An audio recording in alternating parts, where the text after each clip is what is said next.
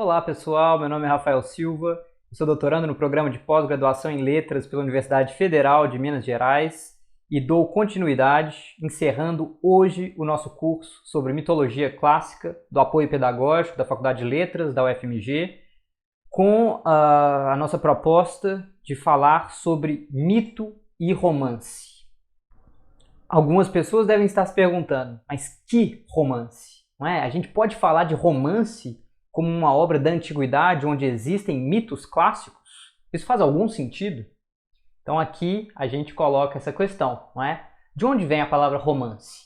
Há aí um jogo, não é? Que remonta ao fim da antiguidade, ao início da Idade Média, perpassa boa parte da Idade Média, entre aquilo que se chamava Romaniche e aquilo que se dizia Latine Loqui.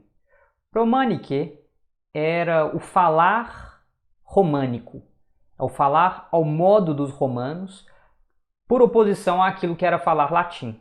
Né? Eram coisas concebidas como diferentes porque o latim teria alguma ideia de pureza, enquanto o falar românico era um falar ao modo dos romanos, mas a partir de um substrato linguístico autóctone. Não é? Então, a gente pode pensar naquilo que viria a constituir a Languedoc, a Languedoc, não é? O futuro francês, por exemplo, a língua da Occitânia, duas línguas que conviveram aí durante um bom tempo, eventualmente outras línguas, tá? Aquilo que vai eventualmente se tornar o castelhano, o português, não é? São então esses falares românicos. Então, essa ideia de romance, a própria noção de romance, tem a ver com um emprego da língua vulgar, tá? Da língua comum, da língua do povo. E é muito interessante pensar nisso porque isso diz muito sobre aquilo que virá a se constituir sob o nome de romance. Depois, então, na sequência da Idade Média, no final da Idade Média, e que passa a receber esse nome de romance. Não é? A gente tem exemplos disso na literatura espanhola, na literatura francesa, eventualmente na inglesa. E vários são os estudiosos que se colocam o questionamento sobre a nomeação das narrativas da antiguidade de romance. Por quê? Na antiguidade inexistia uma designação única para esse tipo de obra. Nós vamos ver logo mais que tipo de obra é essa, que hoje nós chamamos de romance, e que são obras antigas. Outros alertam para o anacronismo de se aplicar uma designação moderna e retroativa a obras da antiguidade.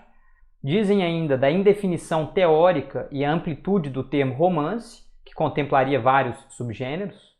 E ainda a ideia de que o romance não é contemplado entre os gêneros da poética clássica.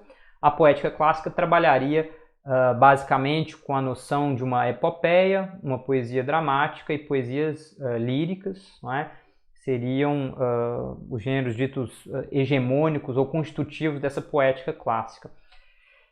E aí alguns colocam a pergunta, o romance, afinal de contas, seria um fenômeno estritamente moderno? Né? Por que algumas pessoas insistem em chamar certas obras da antiguidade de romance? A gente vai tratar um pouco sobre isso aqui hoje. Mas, para introduzir a questão, eu apresento um pouco o lado daqueles que dizem que o romance é um fenômeno estritamente moderno. Né? E aqui eu convido o Ian Watt, que tem um livro famoso, A Ascensão do Romance, escrito na década de 50, salvo engano, mas muito debatido até os dias de hoje, e ele relaciona a forma do romance ao realismo. Né? Ele se pergunta em que o romance difere da prosa de ficção do passado, da Grécia, por exemplo, ou da Idade Média, ou da França do século XVII. Porque esses períodos compuseram obras que nós podemos considerar ficcionais, muitas vezes abertamente ficcionais, em prosa e, digamos, envolvendo uma narrativa com personagens, uma localização no espaço e no tempo. Por quê? Não se há de falar de romance para essas obras. Segundo o Ian Watt, graças à sua perspectiva mais ampla, os historiadores do romance conseguiram contribuir muito mais para determinar as peculiaridades dessa nova forma. Em resumo, consideraram o realismo a diferença essencial entre a obra dos romancistas do início do século XVIII e a ficção anterior. Então vejam, da perspectiva desses estudiosos da literatura, o realismo seria um traço distintivo do romance e, portanto, romance só existiria na modernidade. Isso que foi escrito antes, enfim, pode ser em prosa, pode ser ficção, pode ter uma narrativa localizada no espaço e no tempo, com personagens, com uma ação, mas precisa ser chamado com outro nome. Não é romance, né? Porque o romancista o realismo desses romancistas ingleses do século XVIII não estaria na espécie de vida apresentada, e sim na maneira como apresenta, ou seja, uma espécie de realismo formal em termos de narrativa mesmo, né? De composição, a gente pode dizer até retórica. O Ian Watt entende que o romance surgiria no ambiente ali da Inglaterra burguesa do século XVII, XVIII, né? Onde a gente testemunharia a ascensão do romance, né? O romance como forma literária que reflete mais plenamente essa reorientação individualista e inovadora característica da modernidade, né?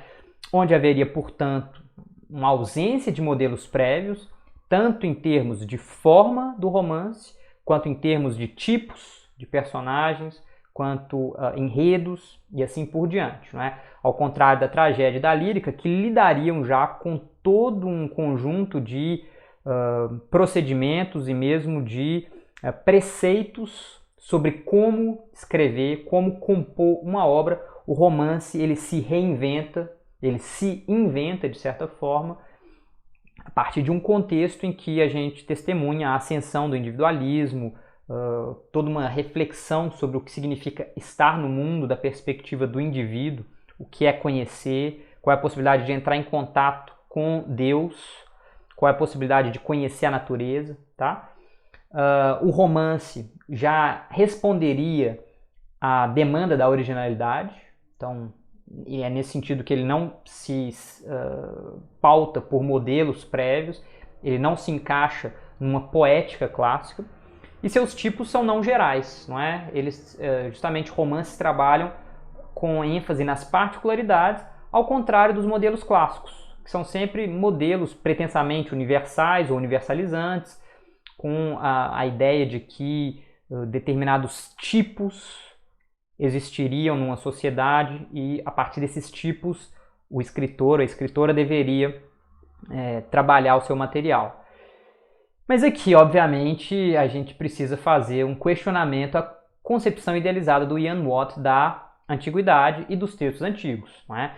A gente viu alguns textos em que essa ideia, não é, de tipos ideais ou tipos sociais em abstrato já poderia ser colocada à prova, mas quando a gente traz os romances antigos para discussão, a meu ver, a questão é totalmente sem sentido, porque a gente tem tipos individualizados no romance, a gente vai ver logo mais, não é? Lúcio é um personagem de Apuleio absolutamente idiosincrático, não é? Ele obviamente está em diálogo com tendências de seu tempo, mas ele não é um tipo previsto, por exemplo, por um Teofrasto, tá? Então, o Teofrasto escreve essa obra chamada Caracteres, né, em que ele mais ou menos prevê tipos próprios para a comédia. Ele foi muito usado para a composição da comédia nova, né? Então, não sei, o ganancioso, o falastrão, o fofoqueiro e por aí vai, são tipos previstos nessa categorização, que funcionam mais ou menos bem para algumas obras, mais ou menos bem para alguns gêneros poéticos, gêneros de composição, mas para o romance, a meu ver, enfim, não diretamente equivalente, tá? Para terminar, não é, a nossa crítica, que é o Ian Watt, eu trago uma citação onde fica muito clara a idealização com que ele trabalha ao falar de Grécia e de Roma da antiguidade, não é? Ele diz o seguinte: na Grécia e em Roma, a filosofia e a literatura receberam profunda influência da concepção platônica, segundo a qual as formas ou ideias eram as realidades definitivas por trás dos objetos concretos do mundo temporal.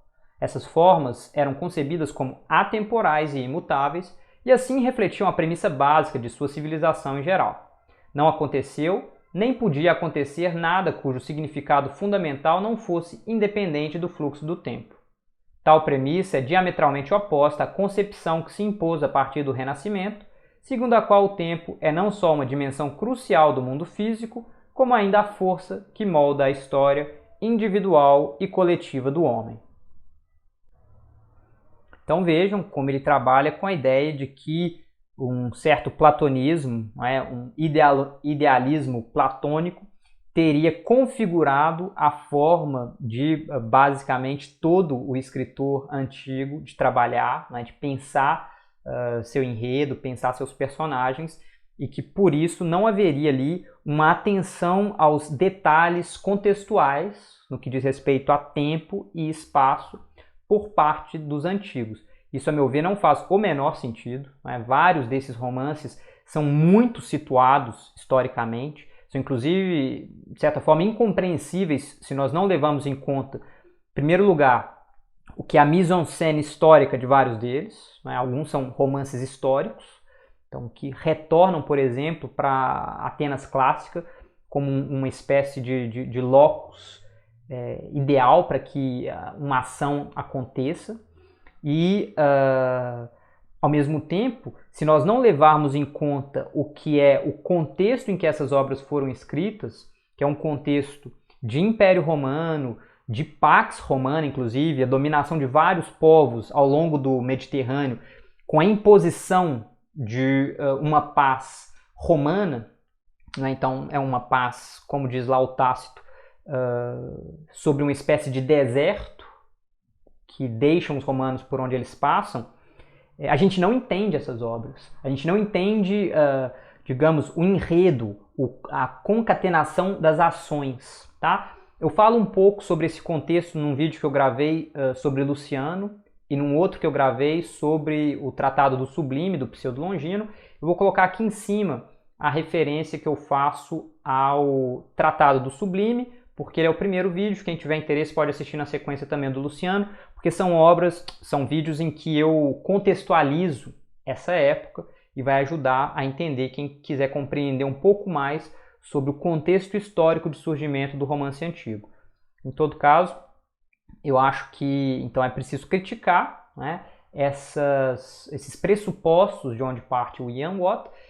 Ele tem uma preocupação em evitar cair no que ele entende ali por uma ilusão do que seria considerar o realismo um traço essencialmente romântico, no sentido de um traço característico do romance, ou seja, identificar romance com realismo enquanto movimento literário, mas, a meu ver, ele incorre nesse risco quando ele afirma que o romance é a forma mais própria para abarcar as exigências da verdade literal. Tá? O que ele diz aí, ipsis literis, é o seguinte: por motivos que examinaremos no capítulo seguinte, Defoe e Richardson tinham com relação às convenções literárias uma independência sem precedentes, que podia ter interferido em suas intenções essenciais, e aceitaram com muito maior compreensão as exigências da verdade literal. Então ele tem a ideia de que o romance realista burguês do século XVII, do século XVIII, é mais capaz de responder, de compreender as exigências da verdade literal, porque responderia a critérios retóricos talvez mais frouxos, mais livres do que aqueles impostos por uma poética clássica. Enfim, tal como foi demonstrado pelo professor Nabil Araújo no artigo 2015, o critério adotado por Ian Watt presta-se a impor uma das ideias possíveis de romance como se fosse o romance por excelência, como se fosse o único romance. Ao contrário do que ele afirma, o mínimo denominador comum do gênero romance como um todo não é seu realismo formal. Eu gravei um vídeo sobre esse texto do Ian Watt, onde eu destrincho um pouco melhor as críticas passíveis de serem feitas a ele. Quem tiver interesse, eu vou colocar o link aqui em cima. É um vídeo sobre o romance, lá no âmbito do meu curso sobre estudos literários. Então, lá eu destrincho um pouco essa crítica, mas basicamente o argumento de Araújo é o de que o Ian Watt privilegia uma característica como a única distintiva do gênero, a fim de reivindicar para si, ou para seu país, não é? A Grã-Bretanha, ou a Inglaterra, a precedência na invenção do romance, por oposição àquilo que já havia sido feito antes na Espanha por Cervantes, que já vinha sendo feito na França por vários autores que escreviam ficção em prosa, e no final das contas é de uma preocupação nacionalista esse posicionamento do Ian Watt, o que obviamente em termos científicos, né, em termos de compreensão do fenômeno literário, não faz o menor sentido, tá? Porque privilegiar um determinado tipo de obra em detrimento de outro, dizendo então que o que Cervantes fez não foi romance, que aquilo que era feito na França não era romance, e que aquilo que foi feito na Antiguidade não era romance, porque a única forma de romance começa com a Inglaterra burguesa, é um problema grave, tá? Então, eu discordo dessa ideia de que o realismo é um traço característico, né, o fundamental, incontornável do romance. A gente vai mencionar aqui romances antigos e nós vamos ver que dá para pensar muito além disso, tá? Então, o romance na Antiguidade. O descompasso entre palavra e fenômeno, não é? Porque o fato de não haver uma palavra romance para descrever esses textos na Antiguidade não necessariamente quer dizer que o objeto não existisse. Não é? Esse é um argumento feito pelo professor Jacinto Lins Brandão, né, no livro dele chamado Invenção do Romance, de 2005, e ele diz que existiam várias palavras para se referir ao romance, palavras inclusive usadas dentro do próprio romance, como plasma, né, ficção, diégema, narração, drámata, ações, pathos, eroticon, né, uma história de amor, uma história de patos. Né? E além da existência desses nomes diversos para se referir ao objeto ali presente, havia sim uma série de características temático-formais que ajudam a identificar o gênero e que justamente sugerem a existência de um gênero. Quando esses autores se sentam para escrever essas obras, a gente sabe que elas já eram, obviamente, compostas por escrito, porque são obras muito extensas em prosa, impossível de serem memorizadas, não é? Elas têm uma estrutura narrativa, então é de fato uma narração com a presença de personagens, eventualmente a presença de um narrador externo, às vezes é um narrador interno, não é, que participa da ação. Tem uma verossimilhança do conteúdo narrado, tem sim, né? Então uma situação histórico-espacial, tá? Temporal, uma preocupação com detalhes contextuais e frequentemente tem uma temática erótica, tá? Frequentemente os enredos giram em torno de um par amoroso, jovem, normalmente ambos passando pela puberdade, saindo da infância e chegando à idade adulta, e o romance gira muito em torno das peripécias que esse par romântico enfrenta antes de poder se unir. E aí sempre correndo o risco de a jovem ser estuprada, né? Isso é um tema muito comum do romance, o jovem morrer em batalha, morrer em guerra, ser capturado por piratas, enfim, sempre tem muitos piratas, muitas aventuras, digamos, de viagens, tá? Viagens marítimas, viagens por terra, ida a reinos exóticos, batalhas, enfim, é um tipo de narrativa muito movimentado. E a gente pode comparar o romance antigo com o romance moderno, na linha do que foi feito por Pinheiro, quando ela diz obras que estão no dealbar de duas modernidades. A modernidade greco-romana, que surge no fim de um longo e complexo fenômeno cultural, e a modernidade europeia, que se assume como o devir histórico e literário do primeiro e no conjunto do qual o romance é justamente considerado como uma das suas mais ricas e produtivas manifestações. Uma vez, durante uma disciplina ministrada pelo professor Constantino Medeiros Luz, né, Constantino Luz Medeiros, uma colega, não é, que atualmente é professora lá na Universidade Federal de Uberlândia, a Júlia Avelar, ela fez uma proposta de leitura do romance muito interessante. A gente estava lendo lá o Conversa sobre Poesia do Schlegel, e a Júlia propôs, e nas discussões nós chegamos a uma série de ideias, essa concepção de que os romances, eles de alguma forma vêm num momento de perturbação da poética clássica, não é? e a gente pode expandir para pensar que eles surgem num momento de perturbação da ordem social. Eu gosto de dizer sempre, não é, que a poética clássica é uma poética de classe, sobretudo. E é justamente no momento em que determinadas classes tradicionais encontram-se questionadas, suas prerrogativas encontram-se questionadas, que é possível surgir um gênero com pretensão de substituir os gêneros tradicionais. Tá? Na modernidade a gente já pode falar de um gênero literário, na antiguidade um gênero de poética, né, no âmbito da poética, que é o romance. O romance ele questiona as categorias tradicionais da poética justamente porque ele, de alguma forma, soma a ficção, aquilo que é da ordem da poiesis, a gente pode dizer do plasma grego, da fictio latina, à prosa, tá? Ao logos, que frequentemente era ou histórica ou filosófica, mas que tornada então ficcional se torna outra coisa. Então, a prosa histórica ou filosófica, por exemplo, de um Heródoto, de um Tucídides ou de um Platão, ela, quando recebe esse elemento da ficção, se torna algo diferente, não é? E o romance, ele bebe muito dessa transformação, ele vem a ser a partir disso, não é? Como diz o professor Jacinto Lins Brandão, esse é um produto da antiguidade tardia, não é? Porque o romance antigo confunde a fronteira que ainda na época de Aristóteles, e pelo menos nos 3 séculos subsequentes, circunscrevera praticamente a literatura à forma versificada, não é? Então, a ideia de que a obra ficcional, o trabalho com o mito, o trabalho de recriação, de repensar esse legado, quase inevitavelmente se dava em verso, né? Se dava na chave da poesia. Daí, o professor Brandão falar do romance como um gênero pós-antigo.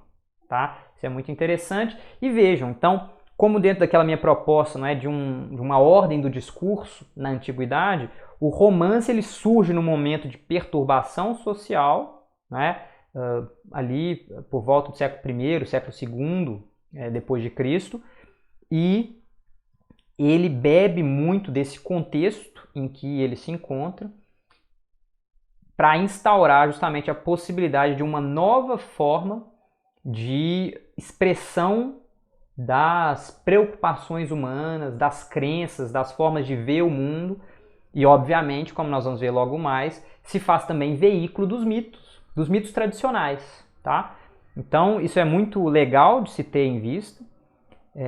Eu não vou poder entrar nesses detalhes contextuais, mas fato é que a aglomeração de riqueza no século I, a expansão do império, a conglomeração de povos diferentes, de nacionalidades, línguas diferentes e a ascensão gradual de camadas, a princípio não aristocráticas, mas enriquecidas por todo esse movimento, é responsável por desestabilizar as, digamos, elites tradicionais. Obviamente, a própria ascensão do império é um elemento importante no questionamento das elites aristocráticas típicas do Senado romano, por exemplo, e tudo isso tem uma influência, a meu ver, no advento do romance, na invenção do romance na antiguidade. Os 5 principais romances gregos são Dáfnis e Cloé, de Longo, Quéries e Calíroe, de Cáriton de Afrodísias, as Efesíacas, ou Ântias e Abrocomes, de Xenofonte de Éfeso, Leucippe e Clitofonte, de Aquiles Tácio, e as Etiópicas de Heliodoro.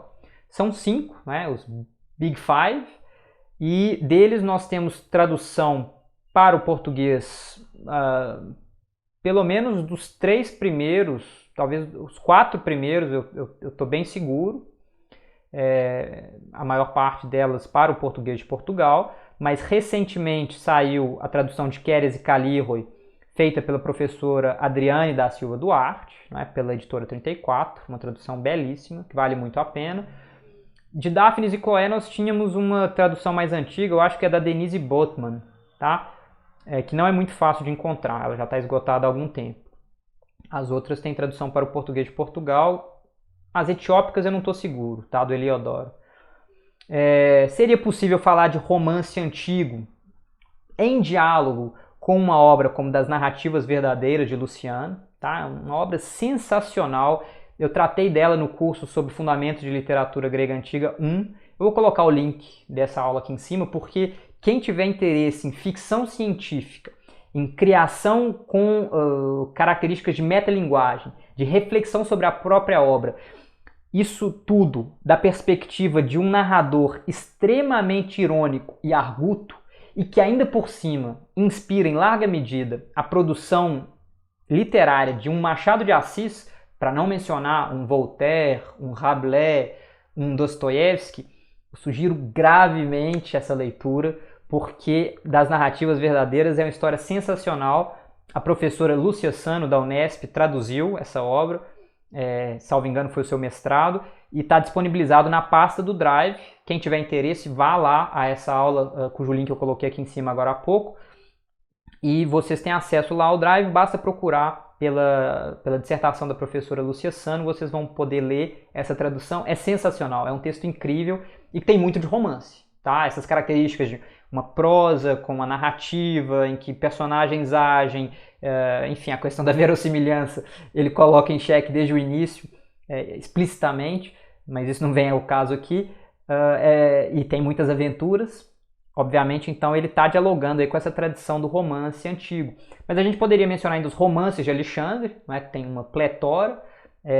Um deles foi traduzido pela Laura Cohen, né, uma amiga muito querida, que tem um trabalho com a escrita criativa, não é? Num laboratório chamado Estratégias Narrativas. Então, quem tiver interesse pode procurar a tradução dela, está disponibilizada na internet, Romance de Alexandre. E nós temos ainda vidas, tá? Romances e vidas, como a Vida de Esopo, foi traduzido também pela professora Adriane da Silva Duarte, numa publicação da editora 34 também, que acompanha a tradução de algumas fábulas, 75 fábulas, pelo professor André Malta. Enfim, são muitas indicações, mas porque essa literatura ela tem entrado em voga hoje em dia, ela tem sido cada vez mais lida e conhecida, e merecidamente. Tá? Eu faço aqui digamos, a propaganda. Vocês veem que eu estou citando os livros para que vocês, quem tiver interesse, corra atrás, vá a uma biblioteca quando as bibliotecas estiverem abertas, ou encomende se quiser comprar o livro, tá? Eu acho que vale muito a pena. E dentre os romances latinos, os dois principais são o Satiricon, de Petrônio, e as Metamorfoses, ou o Asno de Ouro, de Apuleio. Ambos receberam traduções recentes no Brasil, pela professora Sandra Braga Bianchi, tá? Eu vou falar sobre a tradução dela logo mais, eu já aproveito para agradecer a professora Sandra. Ela tem um trabalho de tradução e de didática, não é? Então digamos, explicação, discussão em torno dos romances latinos, que é muito rica, e eu agradeço aprender muito do que eu sei com a professora Sandra. Não é? Não que eu saiba muito, mas o pouco que eu sei eu aprendi com ela. Eu fiz uma disciplina uma vez e sempre que eu posso eu tento escutá-la. Ela tem uma tradução do Satiricon pela editora Crisálida e publicou recentemente, em 2020, pela editora Apres, como eu vou citar logo mais, esse livro, As Metamorfoses ou O Asno de Ouro. Nós vamos ver o título, não é, com que esse livro foi publicado pela professora Sandra logo mais. Em todo caso, antes de passar para o Apuleio, eu gostaria de falar brevemente sobre a presença do mito no romance antigo. Por quê? O mito está presente nesse gênero de composição em vários de seus níveis. Em primeiro lugar, na própria estrutura de algumas de suas narrativas. O enredo de um amor obstaculizado com peripécias, viagens e aventuras parece remontar à estrutura tradicional do mito presente na Odisseia, por exemplo. A gente poderia pensar em outras estruturas narrativas de outros romances que remontariam a outros mitos tradicionais.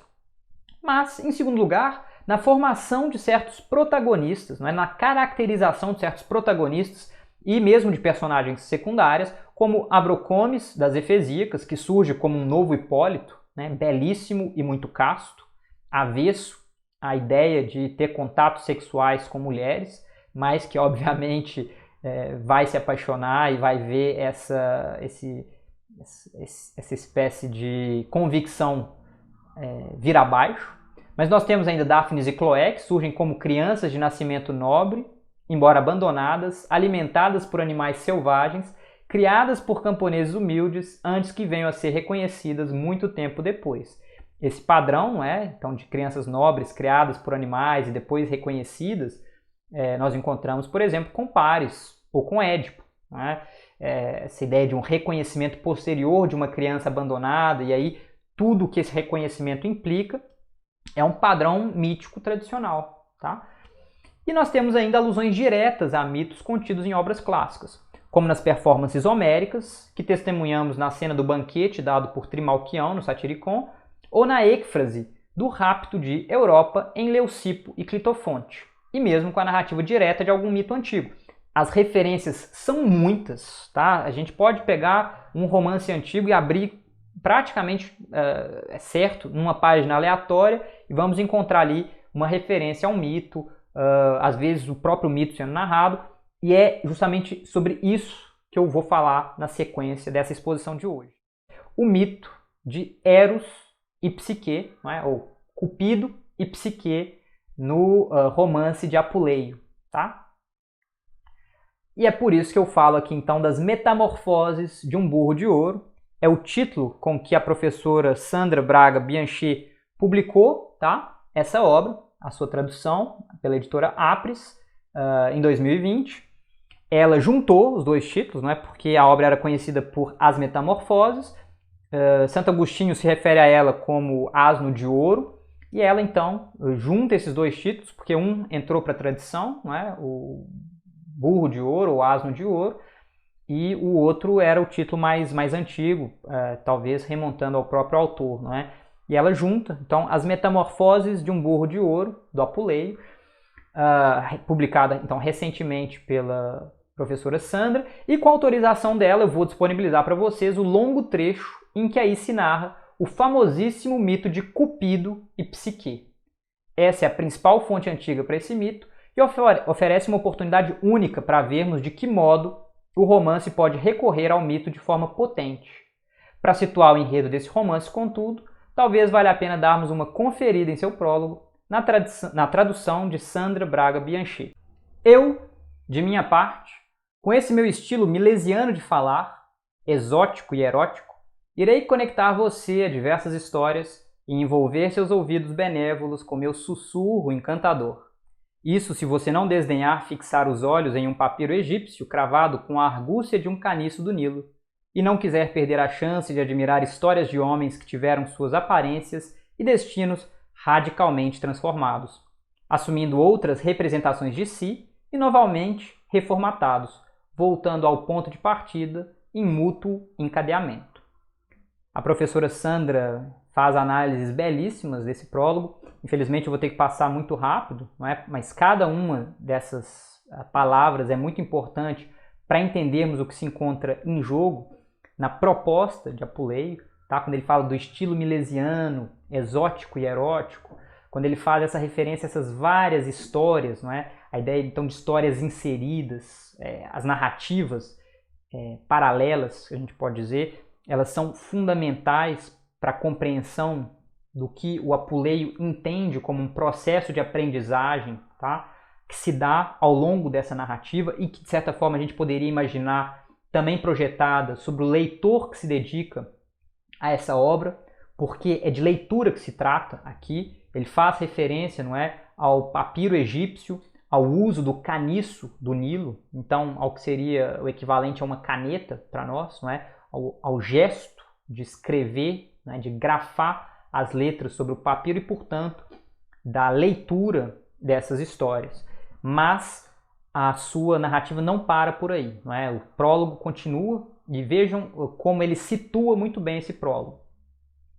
Começo a urdir a trama respondendo em poucas palavras a pergunta: quem é ele? Minha antiga ascendência é do Imeto, na Ática, do Istmo de Éfira e do Tênaro espartano. Regiões fecundas, eternamente descritas em livros bastante fecundos. Nesses lugares fui agraciado com a língua ática desde as primeiras obrigações da infância.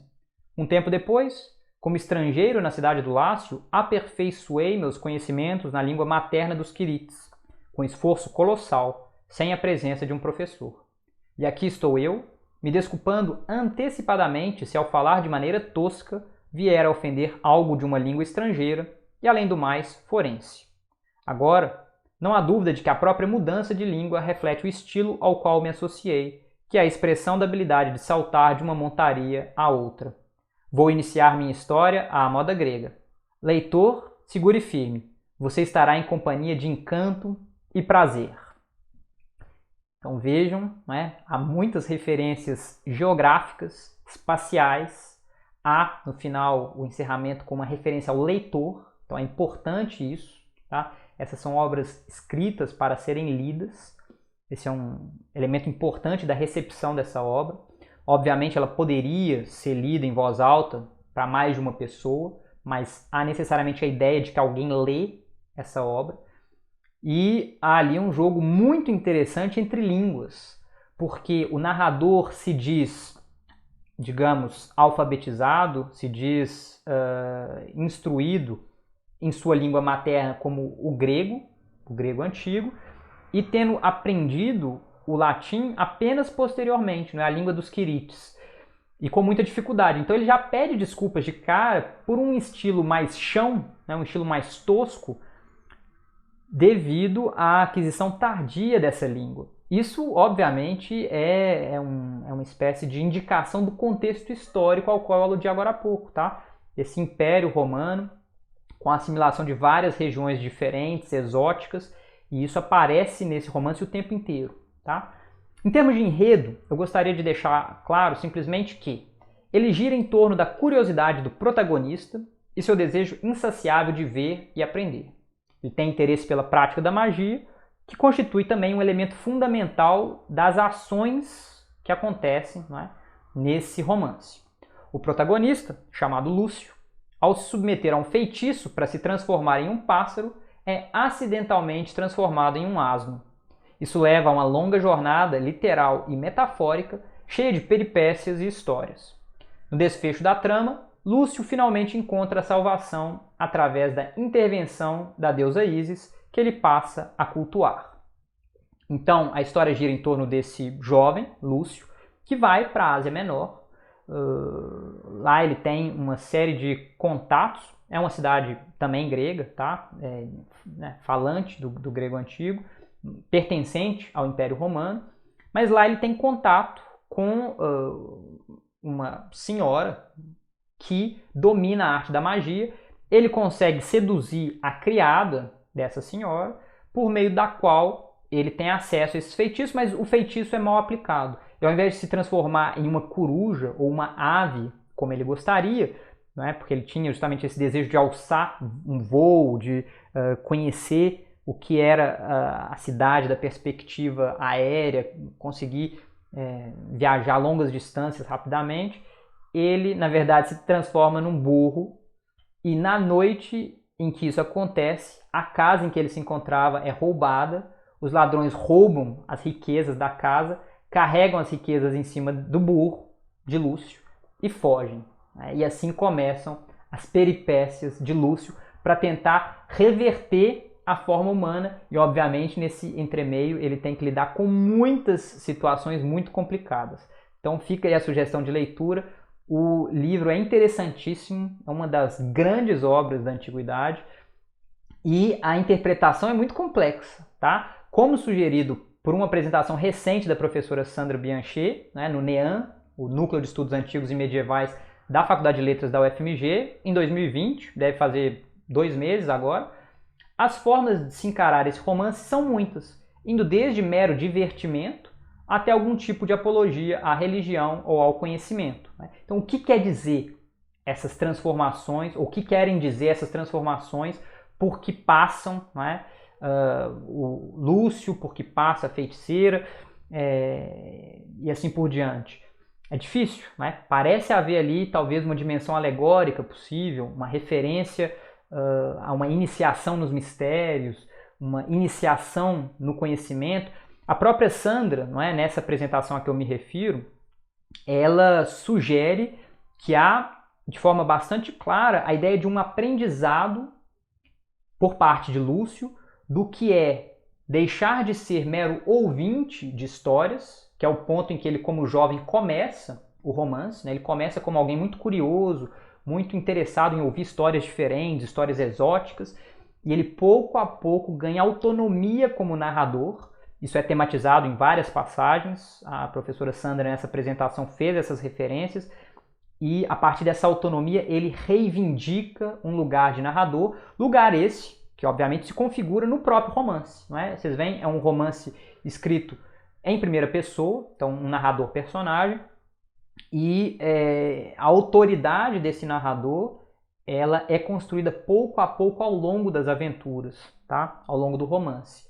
Então, enfim, há um debate aí sobre os interesses de Apuleio em escrever esse romance, mas certamente passa por várias dessas dimensões, tá? Dimensão de conhecimento, a dimensão religiosa, filosófica, enfim, outras também. Mas o que nos interessa aqui é o mito de Cupido e Psique, né? Que em termos de localização aí na obra acontece, ou começa no livro 4, a partir do parágrafo 28, e vai até o livro 6, parágrafo 24. Então vejam, não é uma história menor qualquer, né? Não é um detalhe. É uma história que, ao longo dos 11 livros das Metamorfoses, 2 são dedicados à narração desse mito. Então é bem importante, tá? É uma quantidade considerável de tempo e espaço que é dedicado a ele. O contexto em que ele aparece no romance é o seguinte: Lúcio, já transformado em burro, encontra-se num covil de ladrões que o utilizaram para fugir com o produto de um furto. Uma jovem donzela, sequestrada na véspera de seu casamento por esses mesmos ladrões, é trazida aos prantos para esse covil, e esses bandidos vão pedir um resgate da família para devolvê-la. Tá? Então o Lúcio fica, por assim dizer, confinado ali no mesmo espaço que essa donzela. Essa donzela chega aos prantos, obviamente, né? Sequestrada na véspera de seu casamento e vendo basicamente talvez a sua vida em grave risco. Mas uma velha que mora no covil e é responsável por cozinhar para os bandidos, depois de algum atrito com a jovem escandalosa, né, com escândalo, o choro feito pela jovem, resolve distraí-la com graciosas narrativas e histórias de velha. Então vejam como esse mito de Cupido e Psique é caracterizado como uma narrativa graciosa, como uma espécie de história de velha. E a estrutura do mito é muito interessante. Com a autorização da professora Sandra, como eu disse, eu vou disponibilizar no Drive a versão, né, que ela traduziu, tal como ela traduziu, desse mito. Eu sugiro muito que vocês leiam. Esse é um livro, é um mito muito influente na nossa cultura. É deliciosa a narrativa, tá? Tem muitas idas e vindas. Ela funciona de forma autônoma, ou seja, não é preciso ter lido ou ler o romance inteiro para compreender o mito. Funciona como uma narrativa fechada. Obviamente, as implicações desse mito para o romance como um todo são bem importantes, né? Então vale a pena ler o romance sim inteiro, mas quem tiver interesse em conhecer só o mito, vá lá na pasta do Drive, baixe esse arquivo e leia o mito, tá? Em termos de estrutura, eu gostaria de dizer o seguinte: ele começa com a narrativa sobre o nascimento de uma jovem de excepcional beleza, Psique, filha de reis locais, não é? de governantes aristocráticos locais. Ela tem 2 irmãs que são menos belas que ela. Certamente são belas, mas a beleza de Psique é lendária. Não é? Ela chega a provocar, inclusive, uma espécie de inveja por parte de Vênus, que tem seu culto relegado por parte dos mortais, devido ao interesse que esses mortais passam a devotar a Psique. E com isso, Vênus, invejosa, envia seu filho, Cupido, para punir a jovem. Ela instrui seu filho a fazer com que a jovem se apaixonasse pelo mais vil, pelo mais feio, pelo mais terrível dos mortais. Porém, Cupido, quando deita os olhos sobre Psique, se apaixona e resolve arrebatá-la. Ele a arrebata, se casa com ela de forma sigilosa, em segredo. Eles passam a viver uma paixão em que uma das condições básicas para que esse arranjo de um amor entre um deus e uma mortal desse certo era o desconhecimento por parte da mortal da identidade do deus. Então, eles só se encontravam no escuro, quando o sol já tinha se posto, quando Psique já estava fechada no quarto, e aí eles tinham relações sexuais, eles conversavam, eles tinham uma vida de muito amor e intimidade, mas sem que ela soubesse que Cupido era um deus, porque ele mantinha sigilosa a sua identidade. Porém, Psique manifesta o desejo de rever suas irmãs e ela, enfim, as convida, dá um jeito de levá-las até seu palácio, porque, além de tudo, Cupido, obviamente, como deus, tinha um palácio com servos, ventos serviçais que trabalhavam para ele, que faziam tudo da forma mais perfeita possível.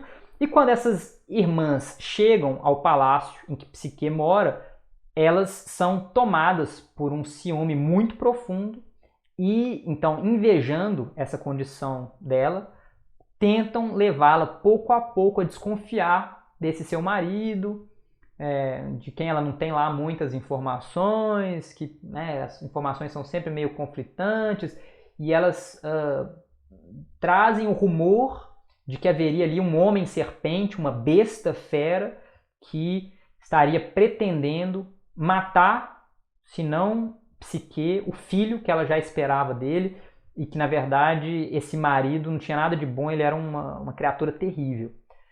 E Cupido, né, então trai a confiança de seu marido e, contrariando o acordo que eles haviam estipulado, pega uma lâmpada, né, de óleo durante a noite, acende e, munida de uma faca, de uma espada, vai até ele para tentar matá-lo durante a noite. Mas quando a luz da lâmpada se derrama sobre o corpo, sobre o rosto de Cupido, ela fica completamente apaixonada e se dá conta de seu erro. Mas já é tarde demais, ela fica meio atordoada, deixa o óleo da lâmpada cair sobre Cupido, fazendo uma ferida horrível em seu marido. Ele fica muito nervoso por ela ter traído o pacto que eles tinham combinado e ele a abandona. Ele a manda embora, e assim começa o triste destino, não é, de Cupido, pelo menos por um período. Ela, a princípio, tenta se vingar das irmãs, dessas irmãs invejosas que a levaram a fazer o que ela havia feito, e ela, de alguma forma, faz com que a inveja delas se volte contra elas próprias. Ela sugere que o marido havia rompido o casamento com ela e que ele teria manifestado interesse em desposar, a princípio, uma irmã, depois a outra, e nos dois casos a situação toda culmina com elas sendo jogadas do alto de um penhasco e morrendo de forma horrenda. Tá? Então elas são punidas assim, e Psique passa a procurar de novo por Cupido.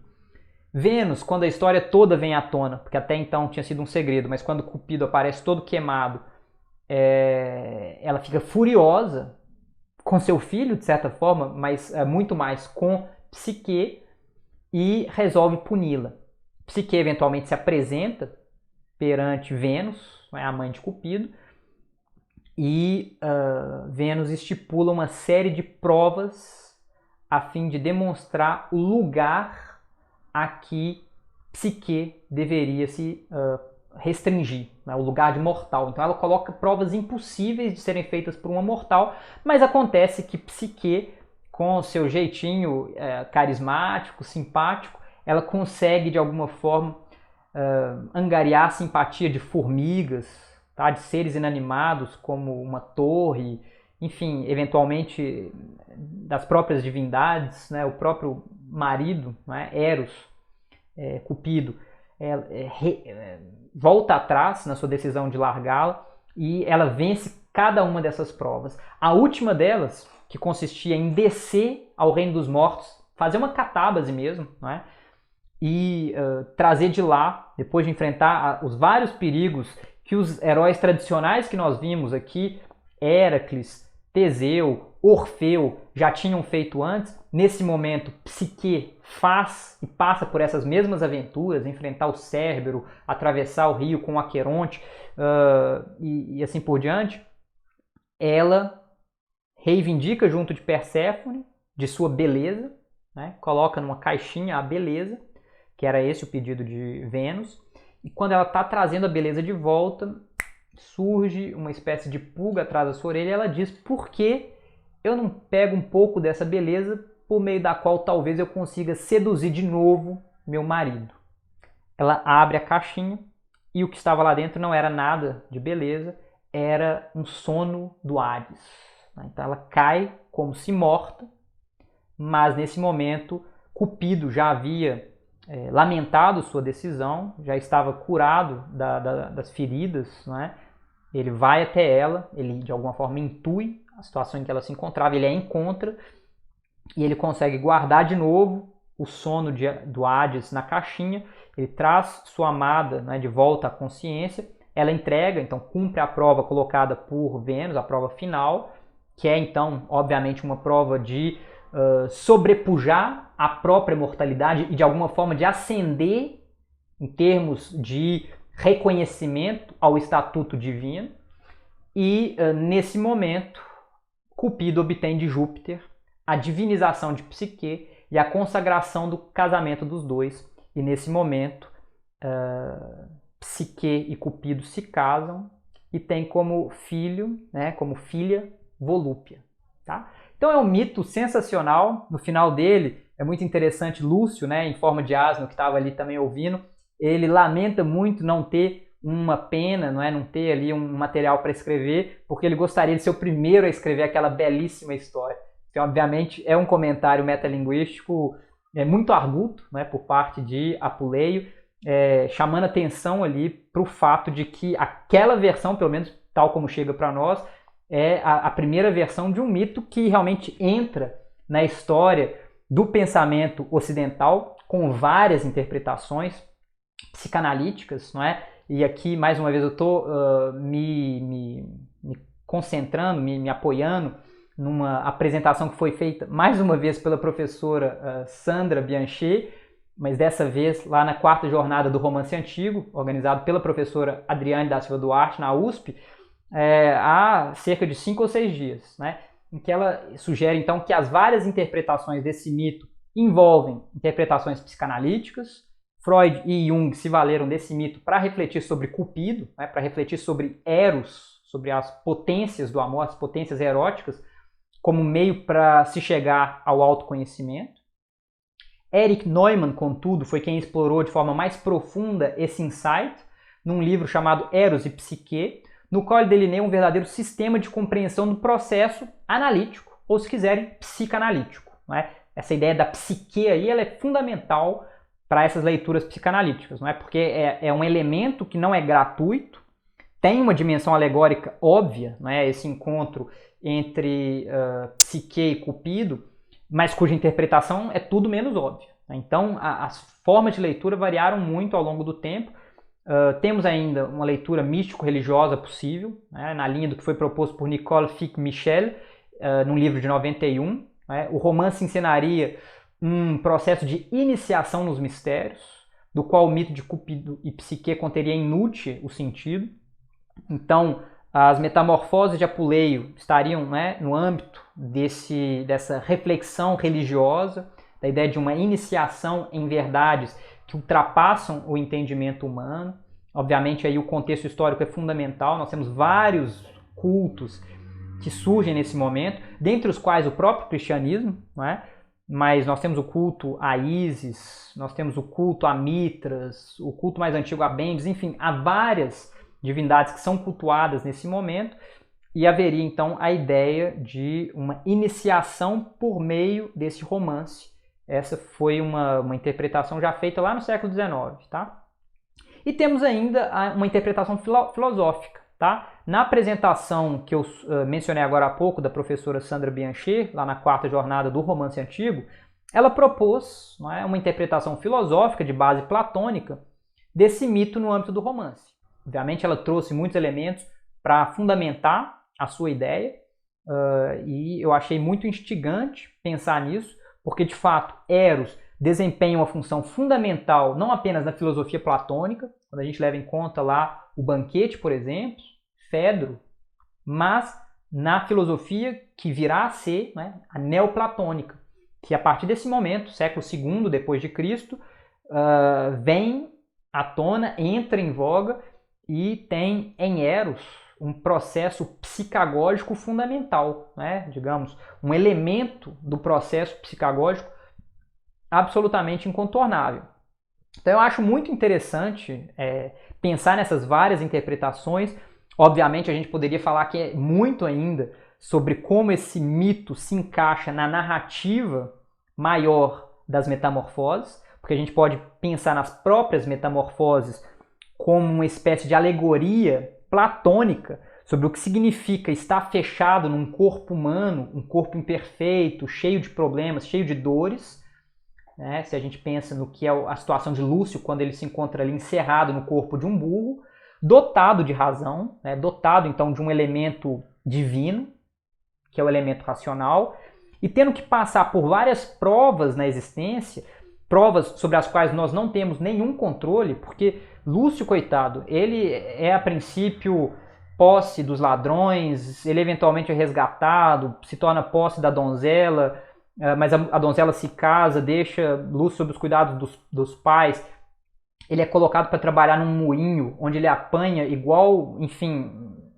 um burro de carga, não é? Que é a forma como esses animais já eram tratados, mas são tratados até hoje, com muita crueldade.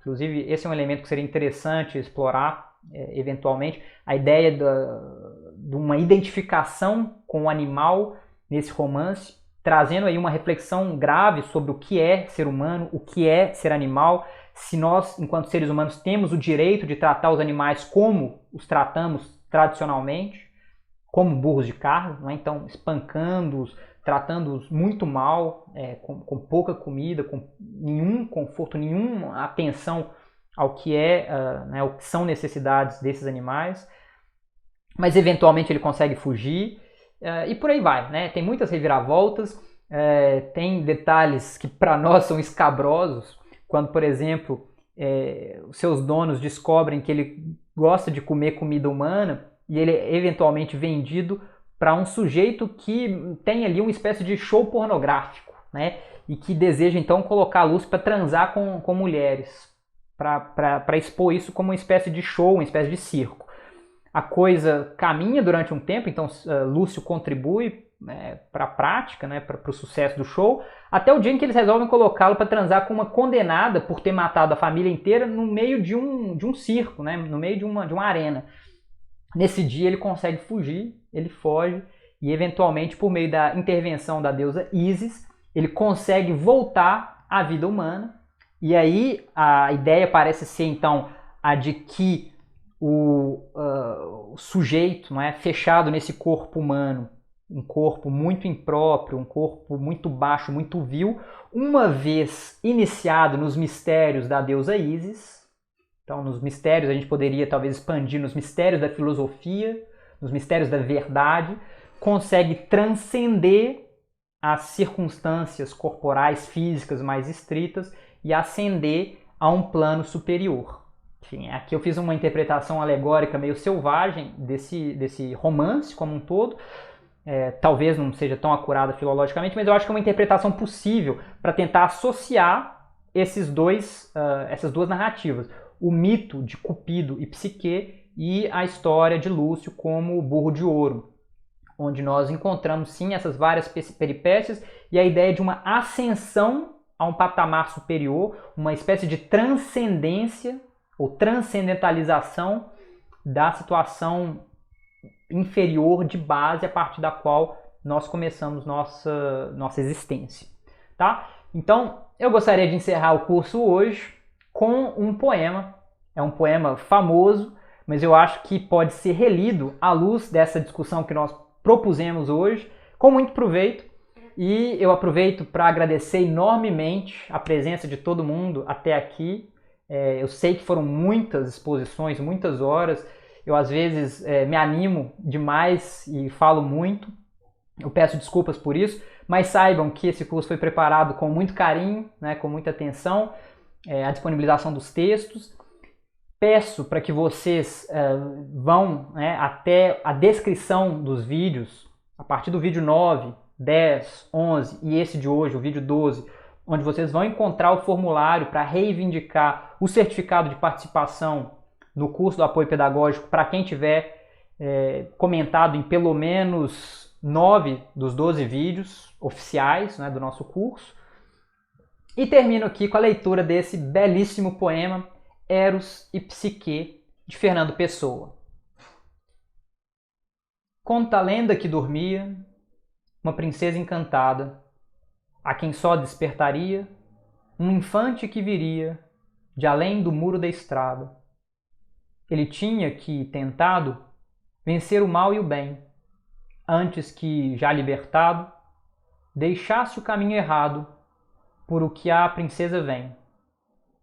A princesa adormecida se espera, dormindo espera, sonha em morte a sua vida, e orna-lhe a fronte esquecida, verde, uma grinalda de era. Longe o infante esforçado, sem saber que intuito tem, rompe o caminho fadado, ele dela ignorado, ela para ele é ninguém. Mas cada um cumpre o destino, ela dormindo encantada, ele buscando-a sentindo, pelo processo divino que faz existir a estrada. E se bem que seja obscuro, tudo pela estrada fora, e falso, ele vem seguro, e vencendo estrada e muro, chega onde em sono ela mora. E ainda tonto do que houvera, a cabeça em maresia, ergue a mão e encontra a era, e vê que ele mesmo era a princesa que dormia. Com esse poema, eu gostaria de encerrar, então, o nosso curso. Eu apresento rapidamente a bibliografia primária, em que eu me baseei hoje, a bibliografia secundária. Agradeço mais uma vez a presença de todo mundo nesse curso, né? As pessoas que comentaram, que participaram, que se engajaram nas leituras, que divulgaram o curso para colegas, que ajudaram no que foi possível aí nessa situação em que nós nos encontramos, mas que conseguiram, né, se interessar e levaram adiante o curso. Meu muito obrigado. Esse curso só faz sentido com a participação de vocês. Deixo aqui meu abraço e espero ver todo mundo em breve. Valeu e até a próxima. Tchau, tchau.